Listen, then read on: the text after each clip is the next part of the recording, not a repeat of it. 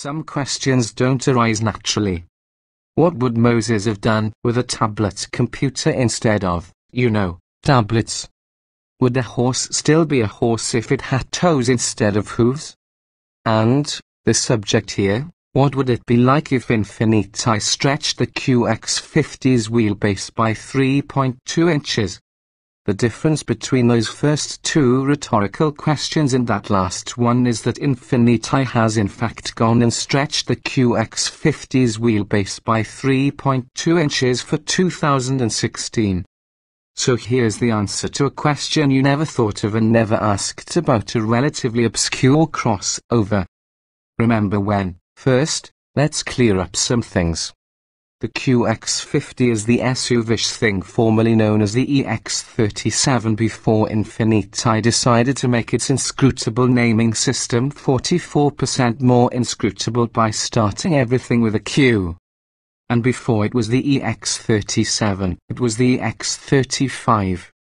The EX35 was introduced way back in 2007 when the first iPhone was the only iPhone, and it seemed inevitable that Hillary Clinton would be the Democratic nominee for President of the United States. Some things haven't changed. Whatever it has been called, the QX's greatest strengths are mechanical. Specifically, those are Nissan's FM front mid-engine vehicle platform and the G series V6 engine.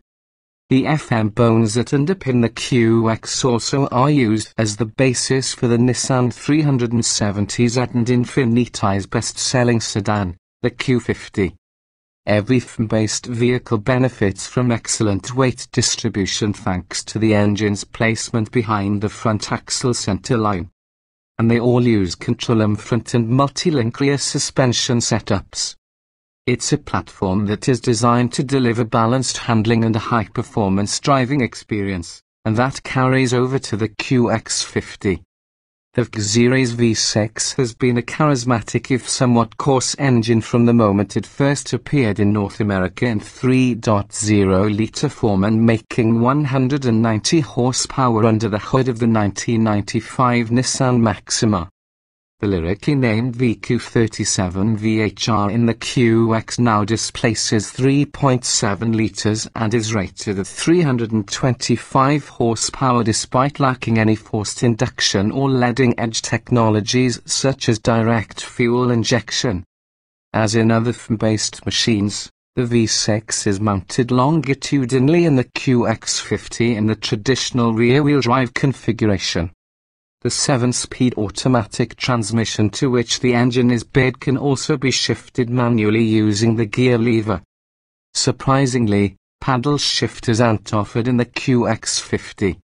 Make that perhaps surprisingly, because after all, paddle shifters were pretty scarce back in model year 2008, which was, 8 years ago.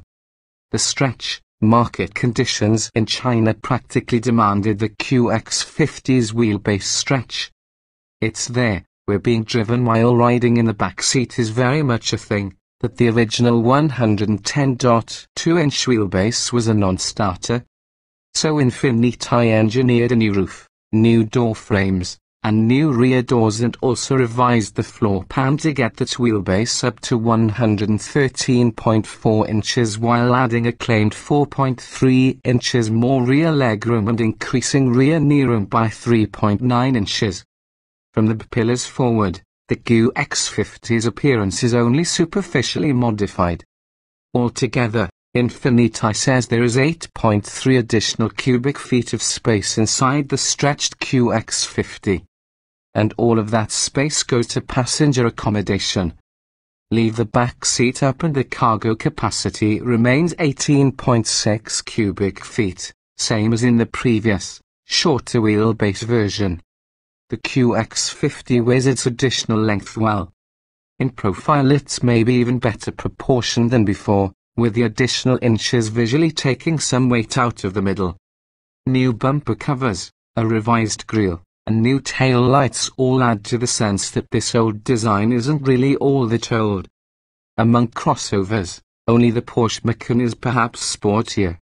Press the start button and the engine lights off with a subdued snarl.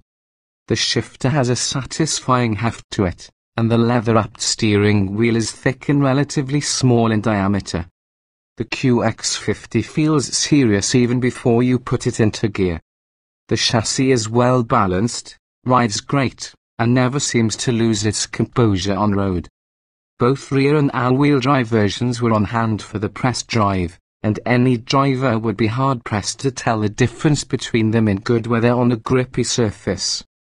Infiniti states the weight for the lightest QX50 at 3,855 pounds, and that's a lot for any V6 to hustle. That said, this version of the Nissan VQ is aided greatly by the transmission's positive upshifts and rev-matched downshifts. It even shifts well manually. It's such a good, well-sorted transmission that it calls into question why Infiniti's parent company, Nissan, is otherwise so committed to continuously variable transmissions in many of its other products. We estimate the new QX50 will get to 60 miles per hour in the mid to high 5-second range, with a quarter-mile time of just over 14 seconds. The EPA-rated mileage numbers sit at 17 miles per gallon in the city and 24 miles per gallon on the highway for both rear and all-wheel drive versions. Dive into a corner with the QX50 and it bites into the turn almost instantly. The steering is heavy but not particularly communicative, although the 245/45R19 tires never seem to scream out for mercy. In exposures as brief as this one, the limits of any vehicle's handling envelope are hardly tested, but our initial impressions are that the QX50 feels shockingly sweet. That said, the interior is a weird mix of fine details and archaic elements. Throw in the 4 available option packages and the QX will be equipped with every current tech toy including lane departure warning, forward collision warning, blind spot warning, and more. And yet the navigation screen is a relatively puny 7-incher in an age where vehicles like the Tesla Model S and the Volvo XC90 are using VistaVision screens. The seating, however, is comfortable, the trim is elegant, and, yes, there's now plenty of legroom in back. So much legroom that any Uber clients will issue instant 5-star ratings after their ride. Prices for the 2016 QX50 start at $35,445 for the rear drive version and $36,845 for the all-wheel drive model. Throw everything at one. The $2,000 Premium Plus, $2,400 Deluxe Touring, and $2,750 Technology packages, plus pearlescent paint, the only standalone choice at $500, and the price still falls just shy of $45,000.